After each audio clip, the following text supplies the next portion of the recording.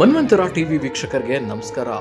ಒನಕೆ ಓಬವ್ವನ ಉತ್ಸವ ನಡೀತಾ ಇದೆ ವೀಕ್ಷಕರೇ. ಗುಡೇಕೋಟೆಯಲ್ಲಿ ಬಹಳ ವೈಭವದಿಂದ ಕಾರ್ಯಕ್ರಮ ಉದ್ಘಾಟನೆ ಆಯಿತು ವೀಕ್ಷಕರೇ. ಬನ್ನಿ ಈ ಒಂದು ವೈಭವ ಪೂರಿತ ಕಾರ್ಯಕ್ರಮದಲ್ಲಿ ನಾವು ಭಾಗಿಯಾಗೋಣ. ಒನಕೆ ಓಬವ್ವನ ಈ ಒಂದು ಕಾರ್ಯಕ್ರಮದಲ್ಲಿ ಅಂಚೆ ಲಕೋಟೆಯನ್ನು ಬಿಡುಗಡೆ ಮಾಡಲಾಯಿತು ವೀಕ್ಷಕರೇ. ಬನ್ನಿ ಎಲ್ಲ ಕಾರ್ಯಕ್ರಮ ನೋಡೋಣ.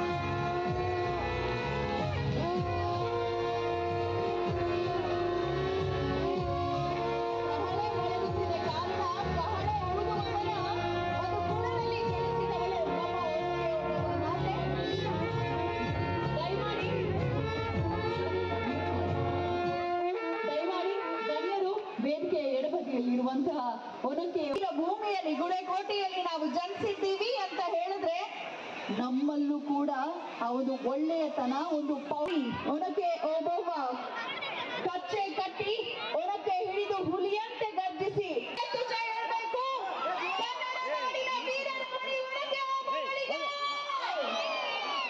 ಕಾವ್ಯನ ಸ್ಮರಿಸುತ್ತಾ, ಯಾಕಂದ್ರೆ ಹೈದರಾಲಿ ಸೈನ್ಯವನ್ನ ಒಂದು ಒನಕೆಯನ್ನ ಸಾಧನವನ್ನಾಗಿಸಿ ಓಡಿಸಿದಂತಹ ಕೆಚ್ಚೆದೆಯ ಹೆಣ್ಮಗಳು. ಯಾವುದೇ ತರಬೇತಿಯನ್ನ ಪಡೆದಿರಲಿಲ್ಲ ಆಕೆ. ಸಮಯ ಪ್ರಜ್ಞೆ ಜಾಗೃತವಾಗಿ ನಾಡ ರಕ್ಷಣೆಗೆ ಕಪಾಳೆ ಬರಲಿ.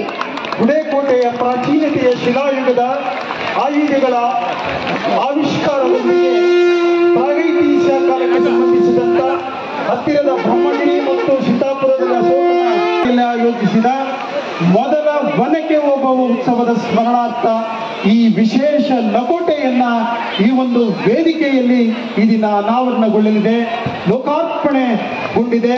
ತಮ್ಮೆಲ್ಲರ ಪ್ರೀತಿ ಪೂರ್ವ ಮತ್ತೆ ವಿಶೇಷ ಲಕೋಟೆಯನ್ನು ಪ್ರಾಯೋಜಿಸಿದ್ದು ನಮ್ಮ ಶಾಸಕರಾದ ಶ್ರೀ ಶ್ರೀನಿವಾಸರವರಿಗೆ ಎಷ್ಟು ಧನ್ಯವಾದ ಹೇಳಬೇಕು ಅಂತ ಗೊತ್ತಾಗ್ತಿಲ್ಲ. ಯಾಕೆ ಅಂತ ಹೇಳಿದ್ರೆ, ಒನಕೆ ಓಬವ್ವ ಅವರ ಬಗ್ಗೆ ನಾವು ಚಿಕ್ಕಂದಿನಲ್ಲಿ ಪಠ್ಯ ಪುಸ್ತಕದಲ್ಲಿ ಒಂದು ಸಣ್ಣ ಪಾಠವನ್ನಾಗಿ ನೋಡಿದ್ದೇವೆ. ಅದರ ನಂತರ ನಾಗರಹಾವು ಚಿತ್ರದಲ್ಲಿ ಒಂದು ಚಿತ್ರೀಕರಣ ಮಾಡಿರುವಂಥ ಒಂದು ಹಾಡನ್ನು ಹೊಂದಿದ್ರು. ಇದೆಲ್ಲವನ್ನು ನೋಡಿದ್ದೇವೆ.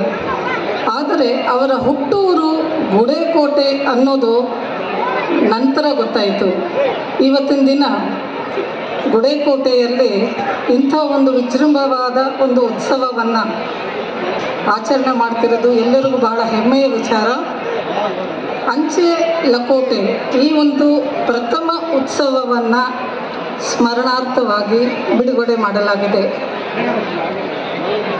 ಇಂಥ ಒಂದು ಕಾರ್ಯಕ್ರಮವನ್ನು ಗುಡೇಕೋಟೆಯಲ್ಲಿ ಒನಕೆ ಓಬವ್ವ ವೀರ ವನಿತೆ ಅವರ ಸಾಹಸ ಮತ್ತು ಶೌರ್ಯ ಇಲ್ಲಿರುವ ನೆರೆದಿರ್ತಕ್ಕಂಥ ಎಲ್ಲ ಮಹಿಳೆಯರಿಗೂ ಕೂಡ ಒಂದು ದೊಡ್ಡ ಸ್ಫೂರ್ತಿ. ಇವತ್ತಿನ ದಿನ ಗುಡೇಕೋಟೆ ಎಷ್ಟು ಪ್ರಚಾರವಾಗಿದೆ ಅಂತ ಹೇಳಿದ್ರೆ, ಸೋಷಿಯಲ್ ಮೀಡಿಯಾದಲ್ಲಿ ಮತ್ತು ಈಗಾಗಲೇ ವಾಟ್ಸಪ್ಗಳಲ್ಲಿ ಹೋಗುತ್ತೆ.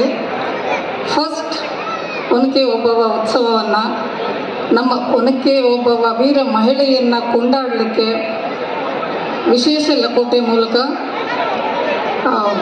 ಬಳ್ಳಾರಿ ಜಿಲ್ಲೆ ಇರ್ಬೋದು, ವಿಜಯನಗರ ಜಿಲ್ಲೆ ಇರ್ಬೋದು, ರಾಜ್ಯ ಇರ್ಬೋದು, ಇಡೀ ನಮ್ಮ ಭಾರತ ದೇಶ ಇರ್ಬೋದು, ಪ್ರಪಂಚಕ್ಕೆ ಮುಟ್ಟುವಂಥ ಒಂದು ಕಾರ್ಯಕ್ರಮ ಇವತ್ತು ನಾವು ಮಾಡಿದ್ದೇವೆ. ಅಂಚೆ ಚೀಟಿ ಸಂಗ್ರಹ ಅಂತ ಹೇಳಿ ಫಿಲಾಟಲಿ ಅಂತ ಹೇಳ್ತೇವೆ. ಇದು ನಾನು ಅಂಚೆ ಅಧಿಕಾರಿಯಾಗಿ ಹೇಳುವಂಥ ಒಂದು ಮುಖ್ಯವಾದ ಒಂದು ವಿಷಯ. ಹವ್ಯಾಸಗಳಲ್ಲಿ ಎಷ್ಟೋ ಹವ್ಯಾಸಗಳಿದೆ, ಆದರೆ ಅಂಚೆ ಚೀಟಿಯ ಸಂಗ್ರಹ ಅನ್ನೋದು ಮುಂಚೆ ರಾಜರ ಹವ್ಯಾಸ ಅಂತಿತ್ತು. ಆದರೆ ಇವತ್ತು ಅದು ಹವ್ಯಾಸಗಳ ರಾಜ ಅಂತ ಹೇಳ್ಬೋದು.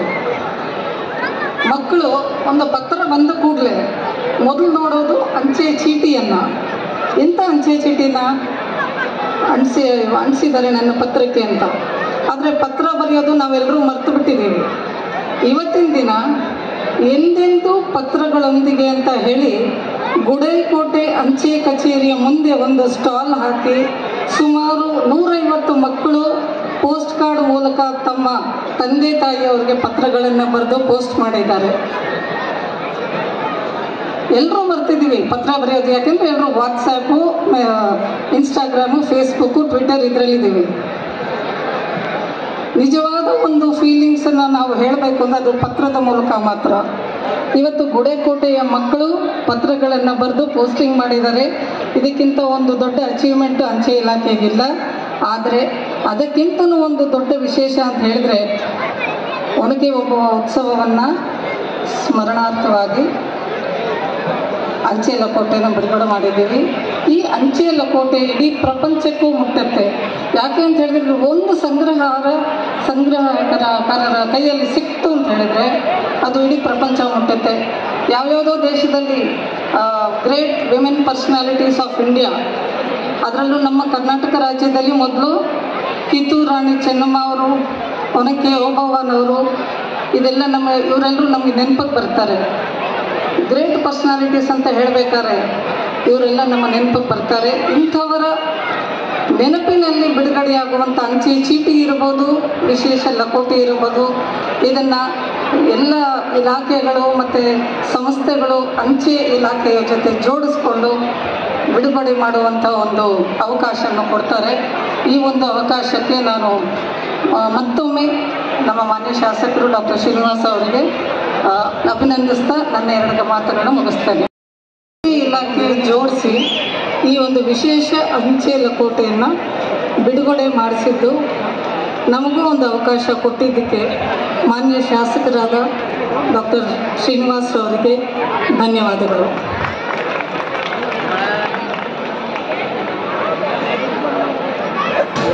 ವೇದಿಕೆ ಮೇಲಿರುವಂಥ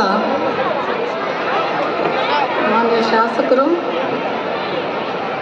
ಡಾಕ್ಟರ್ ಶ್ರೀನಿವಾಸ್ ಹಡಗು,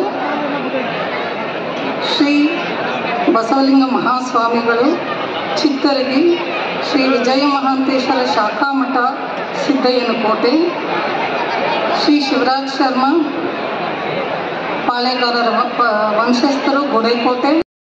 ಓಬವ್ವನಿಗೆ ನಾವು ಕೊಡ್ತಕ್ಕಂಥ ಗೌರವ ಏನಿದೆ ಅದು ಈ ದಿನ ನಮಗೆ ಅತ್ಯುನ್ನತವಾದ ಒಂದು ಗೌರವ ಕೊಡ್ತಿದ್ದೀವಿ ಅಂತೇಳಿ ಭಾವಿಸ್ತಾ ಇದ್ದೇನೆ.